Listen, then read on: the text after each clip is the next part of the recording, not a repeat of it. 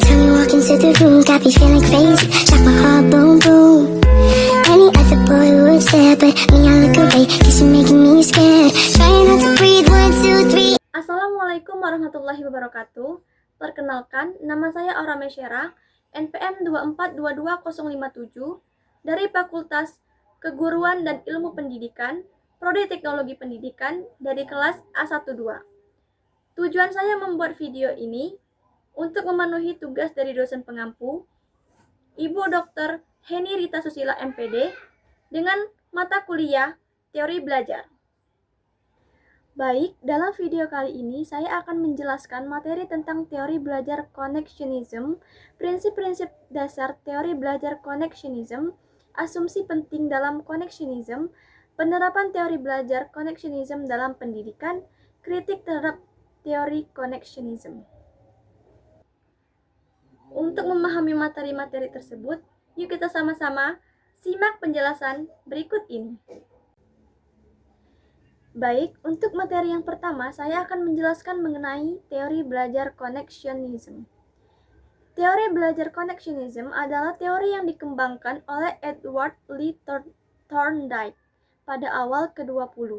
Teori ini menjelaskan bahwa pembelajaran terjadi melalui pembentukan hubungan atau koneksi antara stimulus dan respon.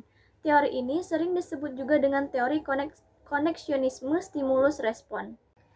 Baik, materi yang kedua yaitu prinsip dasar teori connectionism. 1. Law of Readiness atau hukum kesiapan.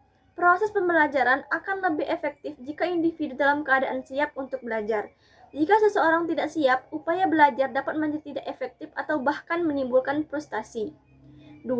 Law of Exercise atau hukum latihan. Semakin sering hubungan antara stimulus dan respon dilatih atau digunakan, semakin kuat koneksi tersebut. Jika hubungan tidak dilatih atau digunakan, koneksi akan melemah atau hilang. 3. Law of Effect atau hukum akibat. Respon yang diikuti oleh hasil yang menyenangkan akan lebih cenderung diulang, sedangkan respon yang diikuti oleh hasil yang tidak menyenangkan cenderung tidak diulang.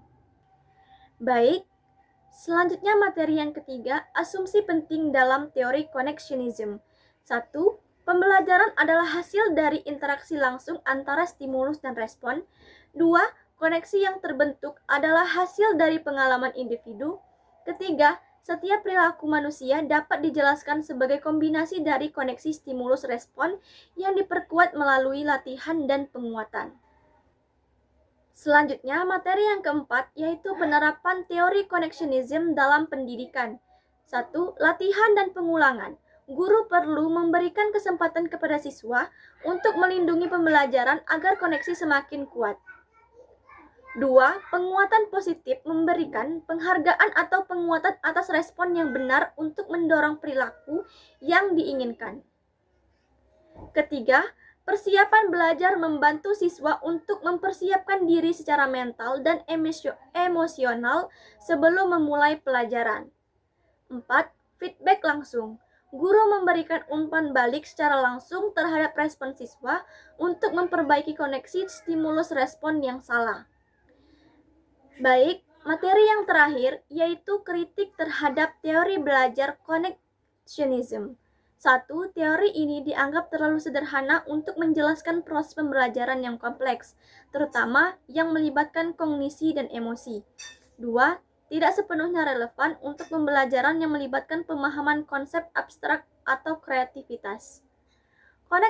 Connectionism merupakan salah satu teori pembelajaran awal yang mendasari perkembangan teori-teori belajar modern seperti teori kognitif dan konstruktivisme.